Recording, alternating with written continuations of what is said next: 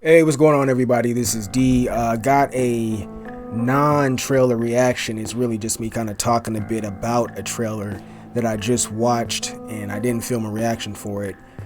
And it's a trailer that's been out for a while. I think this Scream 6 trailer. I had never watched it, so I went ahead and watched it. And just some thoughts about the trailer. It does look like an interesting change of pace for the franchise. I know I had seen people talking about Ghostface having a shotgun at one point, and so I wasn't surprised when that point showed up in the trailer because I had heard people talking about it. But it was kind of a different vibe, different kind of, I know people hate this word, but different energy. And it was interesting. The trailer kind of gave off, reminded me of like Jason Takes Manhattan or something like that. There was one of the Friday the 13th films took place in New York, and I believe it was called Jason Takes Manhattan. And some of the sequences just kind of remind me of that, just because it's clearly where the movie is set, the backdrop of everything, the very urban, much more urban city environment than the other Scream films, because the other Scream films basically took place in suburban residential areas, very, pretty much the suburbs is where, the college campus, and then the suburbs, and I guess there were some that took place technically in LA, Hollywood, in that area, but still nothing like this. And so this really came across as something new and different.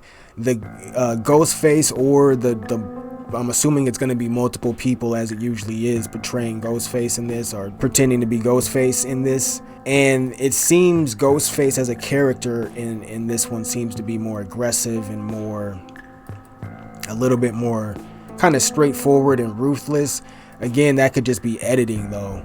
But it was interesting, and I like some of the sequences. I like some of just the way some of the shots look. This feels a little bit more kind of darker. I'm expecting it to be a little bit more of a brutal Scream film, just by the way the trailer is. But that could all just be a misdirect.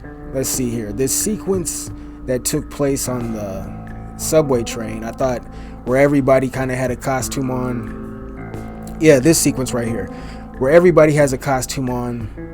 I mean, it reminds me of Halloween, some of the Halloween films as well, where, you see everybody wearing a mask, so it makes the idea that Michael is out there, but he's harder to catch or harder to see now because multiple people are wearing masks.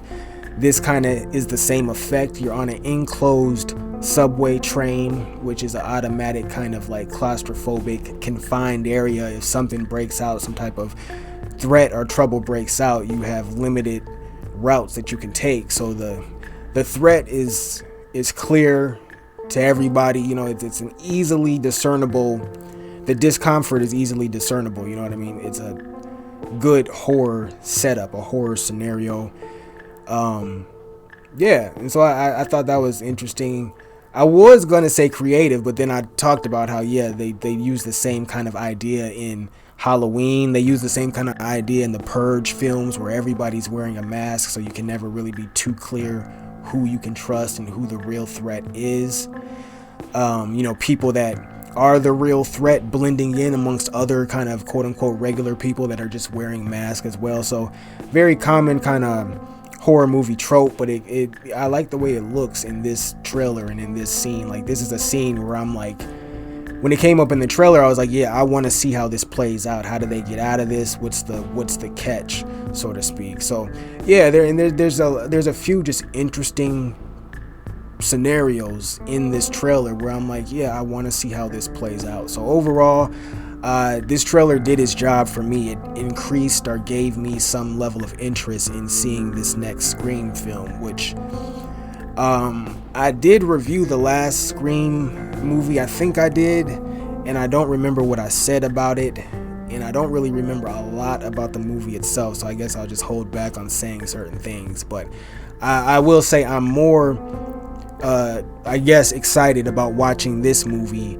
than I was before watching the trailer. So the trailer did its job. That is it for this non-reaction. I will catch you on the next go round.